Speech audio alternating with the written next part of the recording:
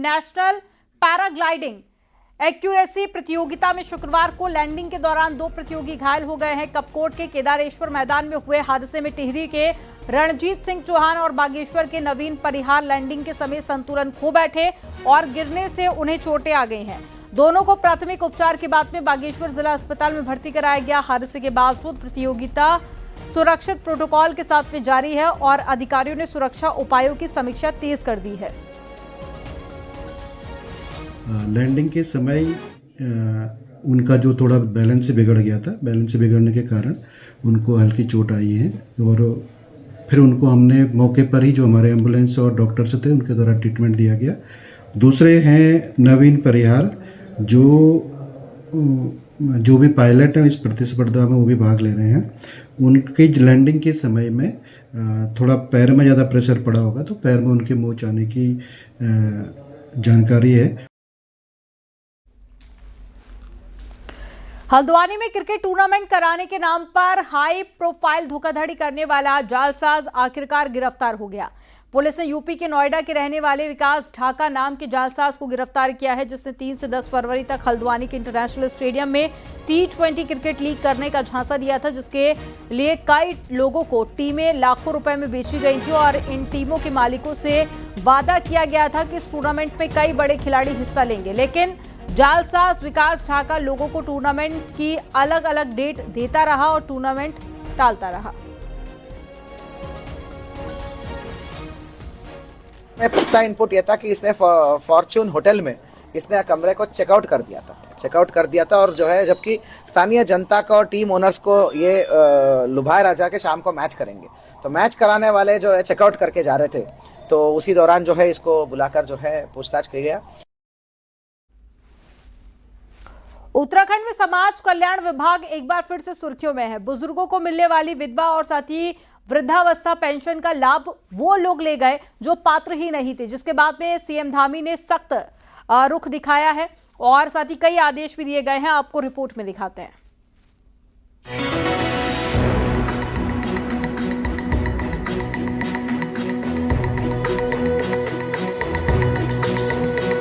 समाज कल्याण विभाग से सरकारी पेंशन पा रहे रिटायर्ड 1377 कर्मचारियों के डॉक्यूमेंट गड़बड़ पाए गए। ये वो लोग थे जो सरकारी पेंशन के साथ साथ समाज कल्याण विभाग की तरफ से दी जाने वाली वृद्धावस्था और विधवा पेंशन का लाभ ले रहे थे। मामला सामने आने के बाद समाज कल्याण विभाग में हड़कंप मच गया। आनन फानन में सभी 1377 लोगों के खाते फ्रीज कर दिए गए। इनमें वो लोग भी शामिल बताए जा रहे हैं जो आंदोलनकारी और शिक्षक भी हैं और पहले से ही सरकारी पेंशन का लाभ ले रहे हैं। सीएम पुष्कर सिंह धामी ने भी मामले पर सख्त कार्रवाई की बात कही है। हमारा संकल्प है कि देवभूमि पूरी तरह से हर तरह से पारदर्शी व्यवस्था यहाँ पर हो। कोई भी विभाग कहीं पर भी कोई भी कार्मिक कोई भी अधिकारी अपने कर्तव्यों के प्रति ढिलाई बरते, अपने कर्तव्यों के प्रति लापरवाही बरते, कहीं पर कोई शिकायत आए, भ्रष्टाचार की शिकायत आए, उस पर तत्काल कड़ी कार्रवाई के हमारे निर्देश हैं। वहीं कांग्रेस ने आरोप लगाया है कि समाज कल्याण विभाग की योजनाओं में पहले भी गड़बड़ी के मामले सामने आए थे। वहीं विभाग का कहना है कि जल्द ही जांच पूरी कर ली जाएगी।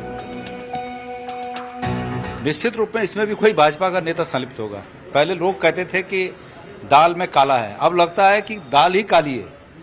हर जगह भ्रष्टाचार से पूरा आहत हो रखा है पूरा प्रदेश, और आपने जिस एक नए घोटाले को उजागर किया, मैं यकीन के साथ कह सकता हूं कि निश्चित रूप में इस प्रकरण में भी भाजपा का कोई नेता निश्चित रूप में शामिल होगा। जनपद देहरादून में 93 वृद्धावस्था के हैं और 33 विधवा पेंशन के ऐसी सूची आईटी सेल जो नोडल अधिकारी समाज कल्याण के होते हैं उनसे प्राप्त हो रखी है कि जो दोहरी पेंशन कार्ड थी वो कि वो सरकारी नौकरी में है या तो वहां से रिटायर हो रखे हैं, अपनी वो गवर्नमेंट पेंशन भी ले रहे हैं और ये पेंशन माने ओल्ड एज पेंशन भी ले रहे हैं। लेकिन प्रश्न ये होता है कि उनका मासिक आय प्रमाण पत्र कैसे बन गया। खैर वो जांच का विषय है।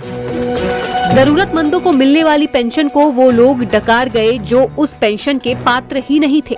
मामला अपने आप में गंभीर है, जिसकी जांच सरकार करा रही है, तो कांग्रेस को बैठे बिठाए भ्रष्टाचार का एक मुद्दा मिल गया। न्यूज़ 18 के लिए देहरादून से भारती सकलानी उनियाल की रिपोर्ट। हरिद्वार में आयोजित हुए 3 दिवसीय समाधि मंदिर मूर्ति स्थापना समारोह में रक्षा मंत्री राजनाथ सिंह, यूपी के सीएम योगी आदित्यनाथ और सीएम पुष्कर सिंह धामी भी शामिल हुए। शुक्रवार को समारोह के तीसरे दिन केंद्रीय मंत्री मनोहर लाल खट्टर समेत तमाम राजनीतिक हस्तियां और बड़ी संख्या में साधु संत इस समारोह में शामिल हुए। सभी नेताओं ने दिवंगत संत स्वामी सत्यमित्रानंद गिरी के समाधि स्थल पर स्थापित हुई मूर्ति का अनावरण किया। रक्षा मंत्री राजनाथ सिंह ने साधु संतों को संस्कृति का संरक्षक बताया और कहा कि राष्ट्र की सीमाओं की रक्षा के लिए सांस्कृतिक रक्षा भी जरूरी है। और सीएम योगी ने कहा कि भारत सिर्फ एक भूभाग नहीं है और ना ही भारत किसी सत्ता की देन है, बल्कि भारत ऋषि परंपरा की शाश्वत चेतना है।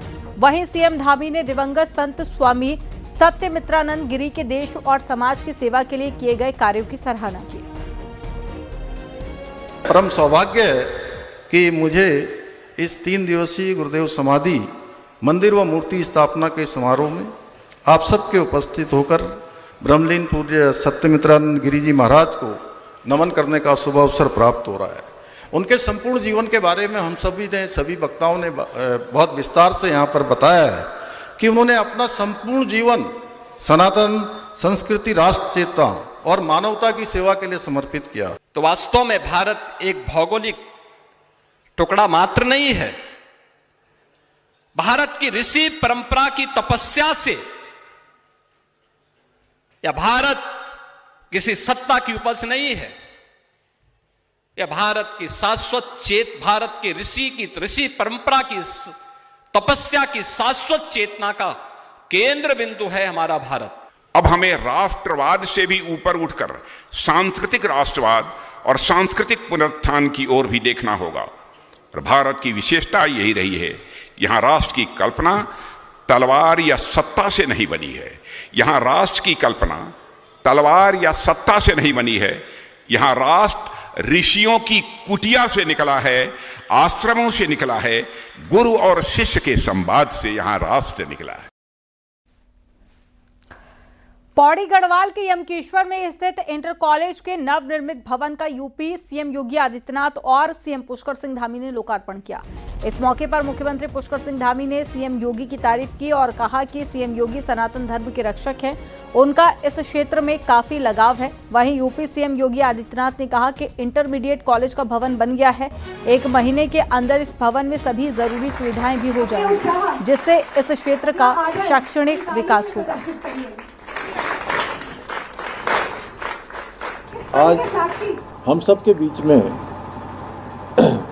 इस नवनिर्मित कक्षों के लोकार्पण कार्यक्रम के अवसर पर हमारे बीच में जिनके पधारने से सच में हम सबको बहुत प्रसन्नता है और सभी क्षेत्रवासी, उत्तराखंड वासी उनका हमेशा उनकी प्रतीक्षा में रहते हैं। आज हमारे बीच में आए हैं आदरणीय योगी आदित्यनाथ जी महाराज। हम सब के लिए ये बहुत हर्ष का विषय है कि आज हमको आदरणीय योगी जी का सानिध्य प्राप्त हो रहा है और वो हमारी सनातन संस्कृति के रक्षक भी हैं और इसी भूमि में पैदा हुए हैं और उनका विशेष लगाव इस पूरे क्षेत्र से है। इंटरमीडिएट कॉलेज यमकेश्वर को इस नवनिर्मित भवन के लोकार्पण के अवसर पर हृदय से बधाई देता हूं। एक भव्य भवन आज आप सबको यहां पर प्राप्त हुआ है और मैं मानता हूं कि अगले 1 महीने में आपको यहां पे अच्छे फर्नीचर भी इसमें मिल जाएंगे, जिससे अन्य जो भी यहाँ की आवश्यकताएं होंगी उन सभी आवश्यकताओं की पूर्ति भी यहाँ पर मिल करके इस ग्रामीण देवभूमि पर अत्याधुनिक सुविधाओं से युक्त शिक्षा और स्वास्थ्य के इंफ्रास्ट्रक्चर पर जो डबल इंजन की उत्तराखंड सरकार का ध्यान है, उसके अनुरूप सुविधाएं इस विद्यालय में प्राप्त हों, ये सभी आपको प्राप्त होंगी। मुख्यमंत्री पुष्कर सिंह धामी ने पिछले हफ्ते पूर्व मुख्यमंत्री हरीश रावत को धान का एक कट्टा भेंट किया। लेकिन अब इसी कट्टे के चावल से हरीश रावत राजनीति की खिचड़ी पका रहे हैं। मुख्यमंत्री धामी ने भी इस खिचड़ी के लिए हरीश रावत को शुभकामनाएं दी हैं। आपको इस रिपोर्ट में दिखाते हैं।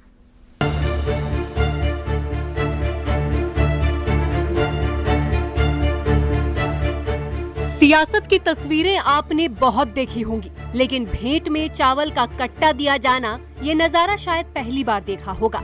मुख्यमंत्री पुष्कर सिंह धामी और पूर्व मुख्यमंत्री हरीश रावत की ये तस्वीर उसी सियासी तंज का नतीजा है जो हरीश रावत ने खेतों में धान लगाते मुख्यमंत्री धामी पर कसा था। जवाब में सीएम धामी ने कहा था कि इन्हीं खेतों का धान हरीश रावत को खिलाया जाएगा। अब उस सियासी संवाद की तस्वीर हकीकत बन चुकी है।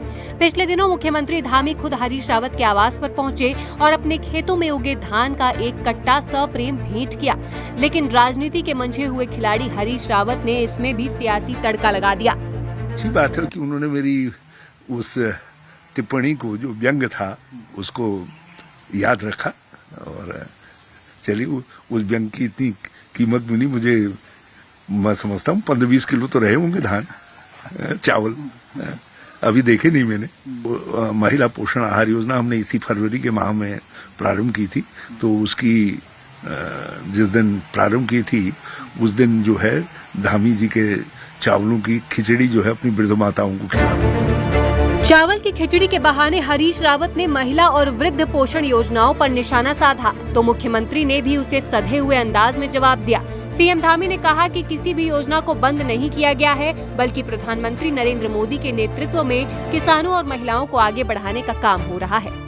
नहीं, बहुत अच्छा है। मेरी शुभकामनाएं हैं। वो हमारे सीनियर लीडर हैं। मैंने उनको, चूंकि उन्होंने मुझे प्रेरित किया था और मैं अपने पुश्तैनी खेत में खेती करने गया था, इससे हमारे किसानों का भी प्रोत्साहन होता है। अच्छे चावल हैं और नई सभी योजनाएं, देखिए हमारे प्रधानमंत्री जी के नेतृत्व में देश में किसानों को आगे बढ़ाने के लिए काम हो रहा है। आज हमारे किसान अपनी आय अच्छी बना रहे हैं, हमारा राज्य भी आगे बढ़ रहा है, हमारे मिलेट को प्रोत्साहन हो रहा है। कुल मिलाकर उत्तराखंड की राजनीति में धान अब खेतों से निकलकर सियासी गलियारों तक पहुंच गया है। इसकी खिचड़ी की खुशबू क्या गुल खिलाएगी, कहा नहीं जा सकता। न्यूज़ 18 के लिए देहरादून से सुनील नौप्रभात की रिपोर्ट।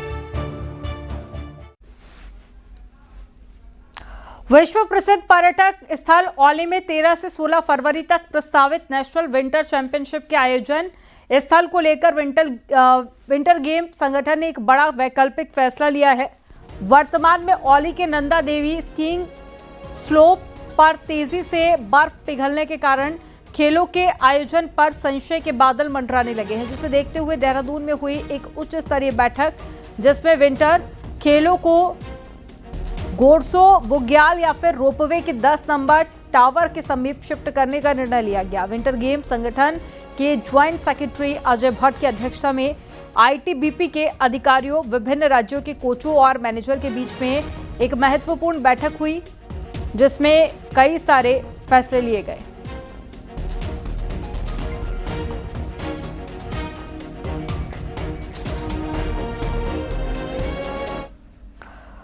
विश्व प्रसिद्ध पर्यटन केंद्र औली में 12 फरवरी से होने वाली नेशनल स्कीइंग चैंपियनशिप और साथ ही विंटर कार्निवल की तैयारियां जोरों पर चल रही हैं, लेकिन इस बार पर्यटकों और साथ ही खिलाड़ियों को एशिया के सबसे लंबे रोपवे के सफर की काफ़ी ज़्यादा कमी खलेगी। जनवरी 2023 में जोशीमठ पे आई भूधसाव की आपदा के बाद में सुरक्षा कारणों से 5 जनवरी 2023 को बंद कर दिया गया है। इस रोपवे को 3 साल बीत जाने के बाद भी बहाल नहीं किया गया।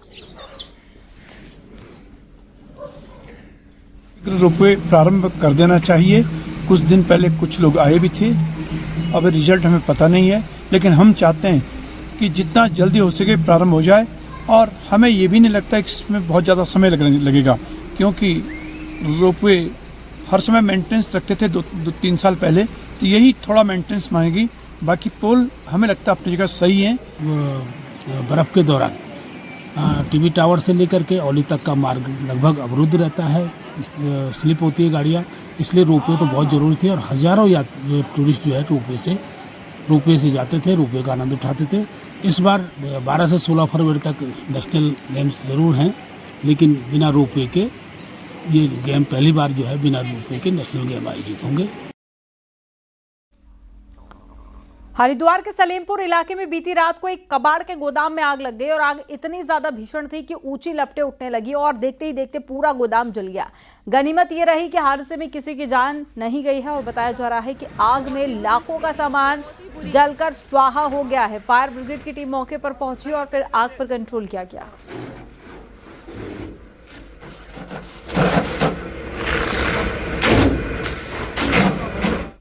देहरादून से बड़ी खबर है, जहां पर पटेल नगर इलाके के चंद्रबनी चौक पर एक लड़की पर 3 लड़कों ने जानलेवा हमला कर दिया। लड़की के सिर पर चॉपर से हमला किया गया है। बताया जा रहा है कि कैफे में किसी बात को लेकर लड़की से विवाद हुआ था और घायल लड़की को उसके ही साथ अस्पताल लेकर पहुंचे और लड़की के भाई की तहरीर पर 3 आरोपियों आयुष रावत, सूरज राणा और हिमांशु के खिलाफ मामला दर्ज किया गया। तीनों आरोपी फिलहाल फरार चल रहे हैं।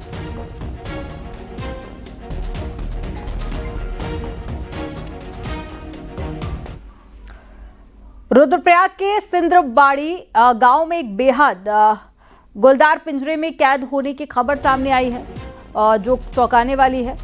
वन विभाग ने गुलदार को जांच के लिए भेजा है ताकि पता चले कि गुलदार आदमखोर है या फिर नहीं। वहीं ग्रामीणों का कहना है कि गुलदार आदमखोर है क्योंकि कुछ दिन पहले ही एक गुलदार मासूम बच्चे को उठाकर ले गया था, जिसमें मासूम की मौत हो गई थी। ग्रामीणों में दहशत का माहौल है।